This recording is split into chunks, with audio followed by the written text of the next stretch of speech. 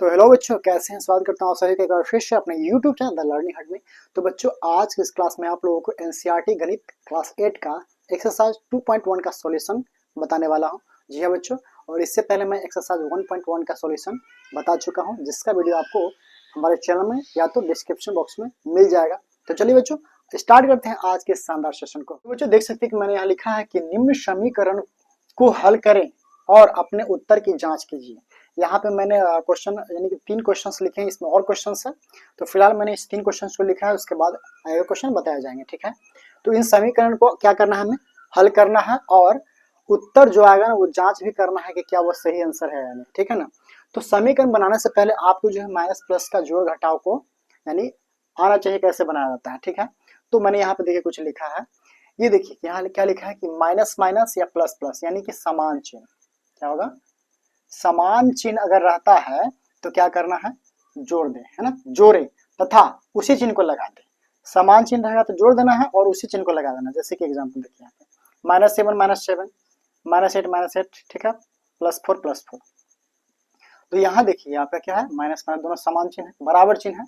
तो बराबर चिन्ह है तो आप जोड़ दीजिए तो कितना हो गया, 7 7 14, तो चिन्ह वही रह गया। -8 -8 -16, चिन्ह वही रह गया, ठीक है।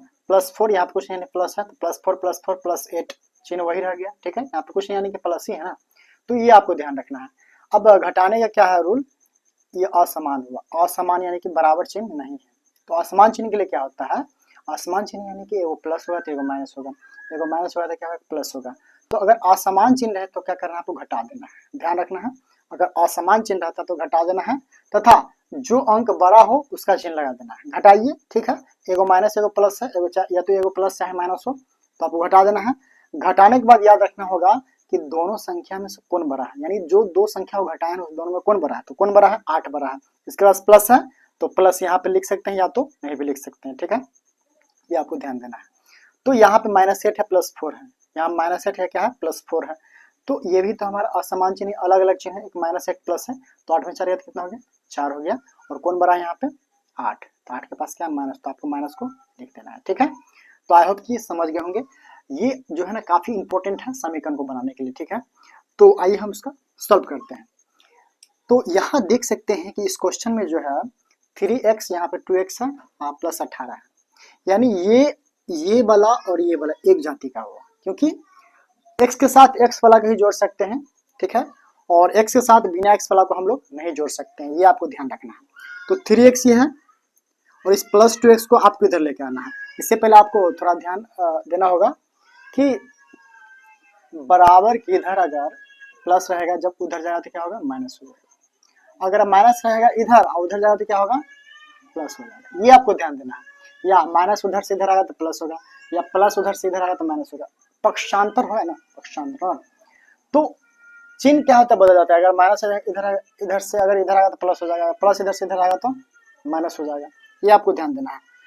तो यहाँ पे आप देखिए 2x को तो हमें इधर लेके आना है, तो इसका है ये चिन्ह प्लस में, इधर आया तो क्या हो गया, -2x बराबर वहाँ पे हमारा 18 बच गया, ठीक है। उसके बाद आप घटा सकते हैं, 3x में से 2x कितना होगा, 1x होगा। अब देखिए यहाँ पे प्लस का चिन्ह और ये माइनस का चिन्ह है, मैंने वहाँ बताया था ना कि प्लस का और माइनस का चिन्ह है, तो घटा दिए हमने, ठीक है, अलग चिन्ह था घटा दिए। घटाने के बाद 3 बड़ा है कि 2 बड़ा है, बताइए आप, 3 बड़ा है, तो इसका चिन्ह यहाँ पे प्लस लगाइए तो नहीं लगाइए, ठीक है। तो प्लस का चिन्ह साइड में है तो लगाने से कोई फायदा नहीं है, ठीक है, ठीक, देखने में ठीक भी नहीं लगता है। बराबर में कितना हो गया, 18, ठीक है। तो यही हमारा क्या होगा, आंसर होगा, ठीक है। हल हमारा हो गया x बराबर 18। उसके बाद हमें फिर बताना है यानी कि जांच भी करना है कि क्या ये x बराबर 18 हमारा सही मान है कि नहीं। तो उसके लिए आपको क्या करना है, ये जो समीकरण है, ये जो समीकरण, इसमें आपको x पे 18 रख देना है, ठीक है। यहाँ लिख देंगे, है ना, x का मान 18 लेने पर,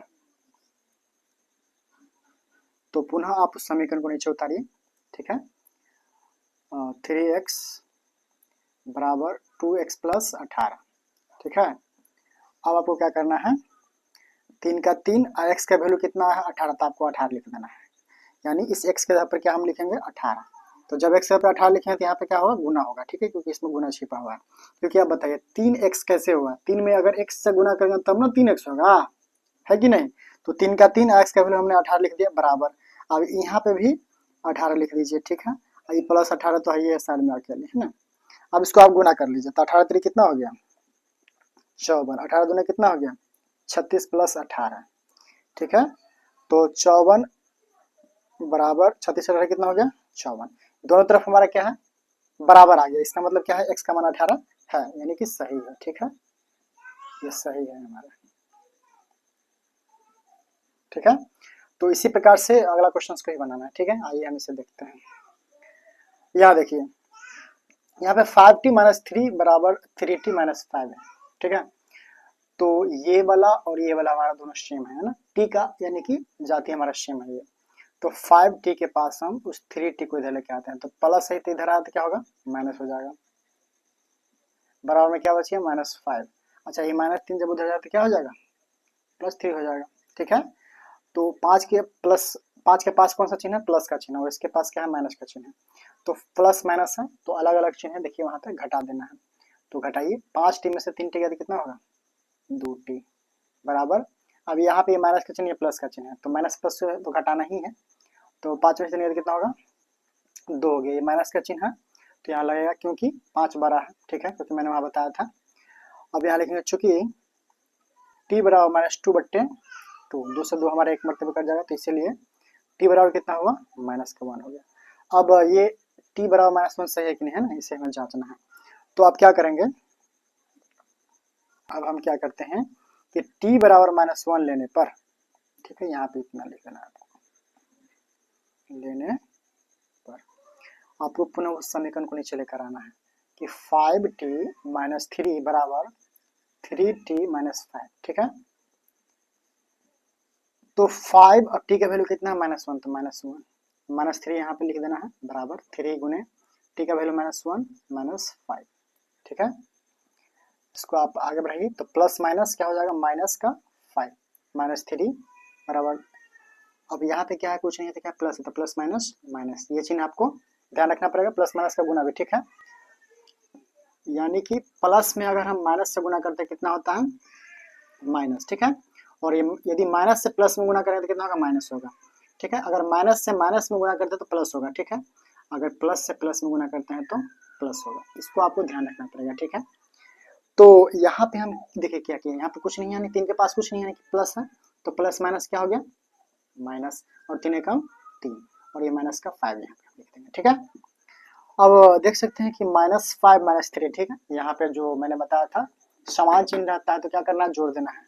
तो -5 -3 कितना हो जाएगा माइनस का 8, और यहाँ भी -3 और -5 माइनस का 8। देखिए जांच हमारा क्या है सही है, तो यहाँ लिख देंगे हम सही है, ठीक है, सही है। चलिए 3 क्वेश्चन को देखते हैं। ये वाला और ये वाला हमारा क्या है सेम जाति का है, तो 5x प्लस 3 रहेगा तो कितना होगा -3x बराबर 5 प्लस 9 को उधर भेज दिए तो -9।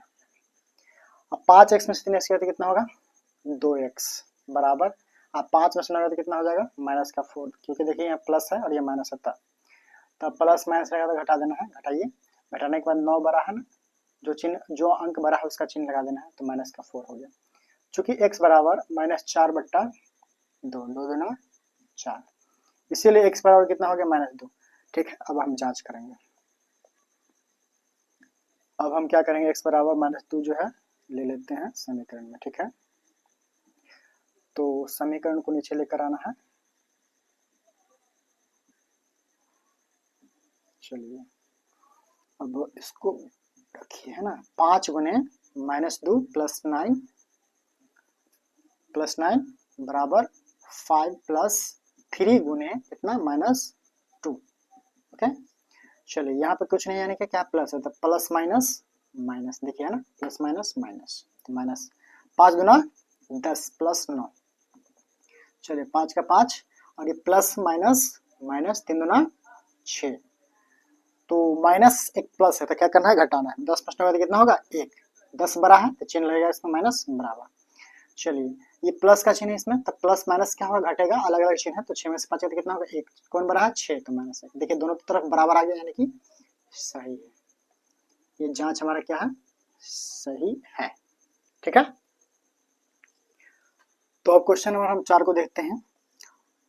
यहाँ पे ये और ये हमारा क्या है, सेम जाति का है, तो हम क्या कर लेंगे 4z के पास 2z को लेकर आए तो प्लस इधर आया तो क्या होगा माइनस का 2z बराबर यहाँ पे 6 रह जाता है तो प्लस 3 को हम उधर लेके जाएंगे तो क्या हो जाएगा माइनस का 3। ठीक है, तो 4z में से 2z गया तो कितना हो जाएगा 2z बराबर, और 6 में से 3 गया तो कितना हो गया 3 हो गया।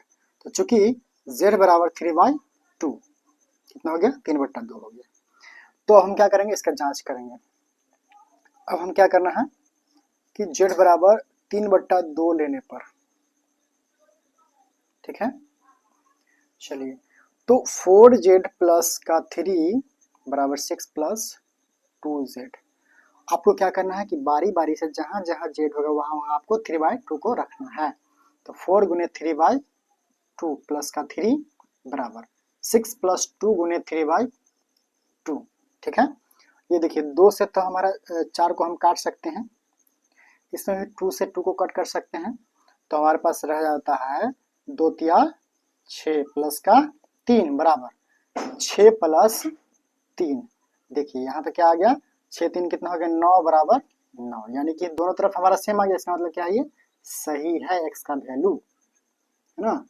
ये जो x का वैल्यू कितना सॉरी z का वैल्यू जो 3/2 आया था वो हमारा क्या सही है, हमारा जांच सही है। तो इस क्वेश्चन में फिर देखिए क्या है, यहाँ पे 2x और यहाँ पे क्या है x है, तो आपको x को एक साथ रखना है, तो माइनस एक्स इधर आया तो क्या हो गया प्लस का x बराबर यहाँ पे कितना है 14, और ये माइनस एक उधर गया तो क्या हो गया प्लस का 1, है ना। तो देखिए यहाँ पे 2x 1x कितना हो गया 3x बराबर 14 1 कितना हो जाएगा 15। तो चूंकि x बराबर 15/3 3 5 15, इसीलिए x बराबर कितना हो गया 5। अब ये वैल्यू सही है कि नहीं, तो आइए हम चेक कर लेते हैं। अब क्या कर लेंगे कि अब x बराबर 5 लेने पर, ठीक है 5 लेना है, ठीक है, तो समीकरण को आप नीचे लेकर आना है, -1 बराबर 14 माइनस एक्स। ठीक है, देखिए 2 गुने x का वैल्यू कितना है 5, तो आपको 5 लिख लेना है। ठीक है, 2x यानी कि 2x के बीच में क्या है गुना है, तो 5 यहाँ पे लिखेंगे, माइनस का 1 बराबर 14 माइनस x का वैल्यू कितना है 5, तो 5 2 पंचे 10 माइनस 1 बराबर 14 माइनस 5। ठीक है, तो 10 में से कितना हो गया 9, 14 में से 5 कितना होगा 9, दोनों तरफ हमारा सेम है, यानी ये भी सही है। तो बच्चों हम आशा करते हैं कि आज के इस क्लास में जितने क्वेश्चंस आप लोगों को बताए होंगे काफ़ी अच्छी तरह से समझ गए होंगे। यदि आप लोगों को हमारा वीडियो अच्छा लगा है तो प्लीज़ हमारे चैनल को सब्सक्राइब करके बेल के आइकन को हिट कर सकते हैं, और साथ ही अपने दोस्तों में शेयर कर दीजिए ताकि इस अवसर का लाभ उन्हें मिल पाए। तो बच्चों चलिए मिलते हैं अगले वीडियो में अगले क्वेश्चन के साथ।